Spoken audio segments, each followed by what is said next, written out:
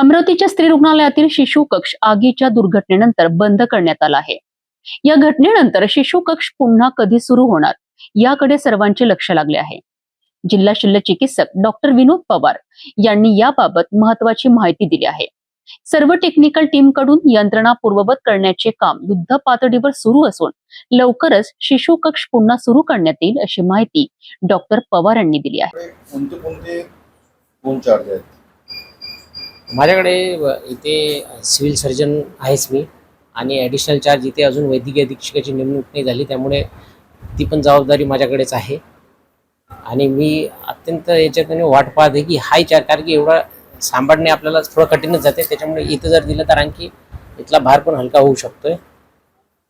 तर ज्या दिवशी घटना झाली त्या दिवशी आपण या ठिकाणी होते का किंवा कोणाकडे या जागेचा चार्ज होता? नाही, इथे आमचे अतिरिक्त जिल्हा शल्य चिकित्सक म्हणून पद आहेत डॉक्टर अरुण साळुंखे आहेतच।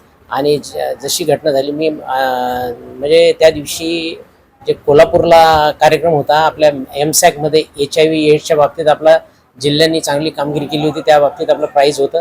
ते प्राइज घेतला आणि सकाळी बिलकुल मी इथे जेव्हा 2:30-3च्या दरम्यान पोहोचलो आणि थोडा बसत नाही तर मला फोन आला, लगेच मी न कुठलेही करता इथे आलो।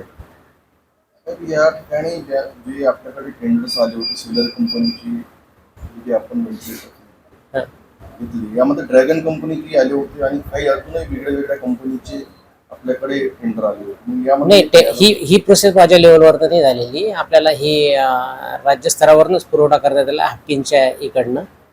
तर आता ही जी सर्व पक्षातलं नवजात शिशु पक्षातली व्यवस्था खराब झाली, हे रिकवर करण्यासाठी काय व्यवस्था?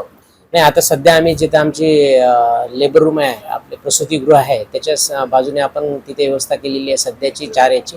आणि इतर सर्व आपले जे पंजाबराव देशमुख हॉस्पिटल आहे किंवा पारिजात आहे, आम्ही प्रायव्हेट आणि रिम्स हॉस्पिटल आहे, यांच्याशी बोलून आणि कलेक्टर साहेबांची मदत घेऊन आम्ही तिथे सध्या तात्पुरते शिफ्ट केलं आहे। जर जास्तच गरज जर वाटली तर GMC नागपूर येथे पण पाठवणे, तिथे पण कळवलेलं आहे आणि त्यांनी पण आपलं सहकार्य करण्याची पूर्ण शाश्वती दिली।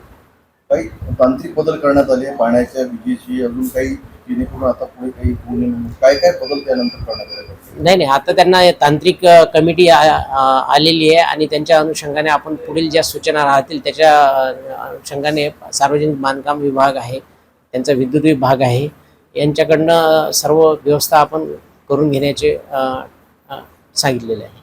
आरोग्य मंत्र्यांनी ज्या प्रकारे म्हटलं आहे की 10 जणांची सदस्य टीम तयार करा आणि समिती तयार झाली आहे, त्याच्यामध्ये कोणकोणते नाव आले हे? ती